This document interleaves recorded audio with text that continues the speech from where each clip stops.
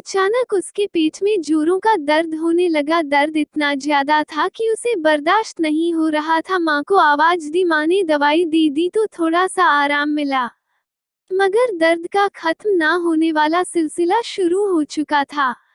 कभी कभी तो उल्टियां भी होने लगी। सब घर वाले अब उसे शक की नजर से देखने लगे। उसका पेट बढ़ता जा रहा था और उसके साथ दर्द भी। घर वालों ने सवालात करना शुरू कर दिए। बता, किसके साथ मुंह काला करके आई है? किसका पाप अपने पेट में लिए घूम रही है? अपने परिवार की इज्जत उछलते हुए तुझे जरा भी शर्म नहीं आई? तू पैदा होते ही मर क्यों नहीं गई? अब हम समाज को क्या मुंह दिखाएंगे? पेट का दर्द इतना तकलीफ देने वाला नहीं था जितना सबके भरोसे का उठ जाना तकलीफ दे रहा था। आहिस्ता आहिस्ता सबने बात करनी छोड़ दी। कभी जो घर की इकलौती बेटी और इकलौती बहन होने पर नाज किया करती थी, उसके कहने से पहले ही उसकी सारी फरमाइशें पूरी हो जाया करती थी। माता पिता के आंखों की ठंडक, भाइयों की जान, उसे कभी कोई तकलीफ होने नहीं देते थे। बिल्कुल एक राजकुमारी की तरह जीवन चल रहा था। लेकिन आज सब उससे मुंह फेरे बैठे हुए थे। माता पिता, भाई भाभियां, कोई उसकी शक्ल तक देखने को तैयार नहीं था।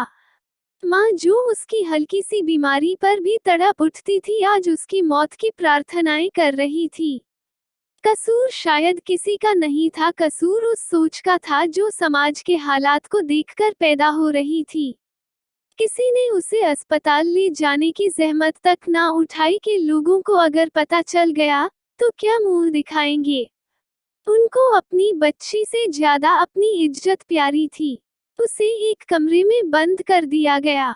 उसके घर वाले जुल्म करने में इतने आगे बढ़ जाएंगे, यह उसने सोचा भी नहीं होगा। माँ बाप तो औलाद के लिए जिंदगी की किरण होते हैं, जिनके साए तले औलाद खुद को सुरक्षित महसूस करती है। वही मौत का सामान तैयार करने में लग गए।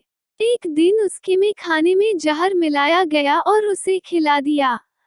खाना खाते ही वह तड़पने लगी। माँ को देखकर उसकी आंखों में आंसू आ गए। कहने लगी, माँ एक बार अपनी बेटी को गले से लगा लो, बस एक बार। अब ये दर्द मुझसे बर्दाश्त नहीं हो रहा है, शायद आपकी गोदी में मेरी जान निकल जाए। मगर पता नहीं उस माँ का दिल इतना कठोर क्यों हो गया था कि बेटी की इतनी तकलीफ को देखकर भी नहीं पिघला। उसका चीख चीख कर रोना सुनकर आस पड़ोस के लोग जमा होने लगे। लोगों की भीड़ देखकर माता पिता की सर शर्म से झुक गए।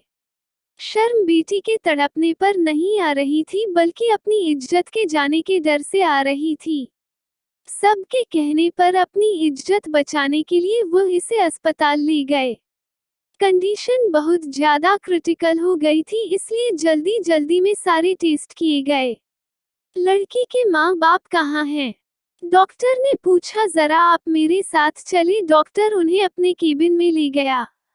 आप लोग देखने में पढ़े लिखे लग रहे हैं, लेकिन आप लोग पढ़ लिख कर भी इतने जाहिल कैसे हो सकते हैं? आपके बेटी के पेट में एक गांठ है जो बहुत ज्यादा हद तक बढ़ चुकी है। उसका इलाज तो किसी ना किसी तरीके से हो जाता, उसका ऑपरेशन करके हम उस गांठ को निकाल देते। लेकिन उसे जहर दिया गया है और वह जहर उसके सारे शरीर में फैल चुका है। आप लोगों ने इतनी लापरवाही कैसे बरती? डॉक्टर बोले जा रहा था और माता पिता के पैरों तले से जमीन निकल रही थी। माँ डॉक्टर की बात सुनते ही बेहोश हो गई। पिता के हाथ पैर कांपने लगे। भाई अपना माथा पीटने लगे। बाप ऊपर वाले से माफिया मांगने लगा, ये हमने क्या कर दिया? सच्चाई जाने बिना अपनी बेटी को अपने हाथों से ही मौत के घाट उतार दिया। काश कि मैं पहले ही उसे अस्पताल ले आता तो ये सब कुछ ना होता। काश कि मुझे अपनी इज्जत से ज्यादा अपनी बच्ची की फिक्र होती। डॉक्टर तुरंत उसे ऑपरेशन थिएटर ले जाने लगे। उसने अपने माता पिता को देखा। उसकी आंखों में आंसू थे। माँ बाबा, क्या कसूर था मेरा जो आपने मेरे साथ ऐसा किया? मैं तो आप सबकी आंखों का तारा थी ना, आपने जरा सा भी विश्वास अपनी बेटी पर नहीं रखा। मैं आपसे कहती थी मैंने कोई गलत काम नहीं किया, आपके सामने रोती थी, मैं गिड़गिड़ाती थी, अपने आप को बेकसूर साबित करने की हर मुमकिन कोशिश की मैंने, लेकिन आप लोगों ने मेरी एक न सुनी। फिर भी आप मेरा परिवार हो, मैं आप लोगों से बहुत प्रेम करती हूँ, इसलिए जाते जाते आप सबको माफ कर देती हूँ। अब मेरे अंदर जीने की कोई तमन्ना नहीं है। डॉक्टर उसे बचाने की पूरी कोशिश कर रहे थे। बाहर माँ, पिता और भाई भाभियां उसके लिए प्रार्थना कर रहे थे। डॉक्टर साहब बाहर आए और कहा, अफसोस है कि हम उसे नहीं बचा पाए, लेकिन आपने बहुत बड़ा गुनाह किया है, ऊपर वाला शायद ही आपको माफ करेगा। जब उसे बाहर लाया गया तो माँ ने उसके चेहरे को बड़े प्यार से देखा, उसी चेहरे को जिसे कितने महीनों तक देखना भी पसंद नहीं करती थी। उसने अपने ही घर वालों के हाथों वह सजा पाई थी जो गुनाह उसने किया ही नहीं था, और इसी के साथ वह सभी को जीवन भर का पछतावा दे गई। आपको हमारी वीडियो देखने के लिए धन्यवाद। अगर आपको हमारी स्टोरी अच्छी लगी हो तो लाइक, सब्सक्राइब और शेयर जरूर करें, और हमें कमेंट में जरूर बताएं कि कैसी लगी ये स्टोरी। मिलते अगली नई वीडियो में।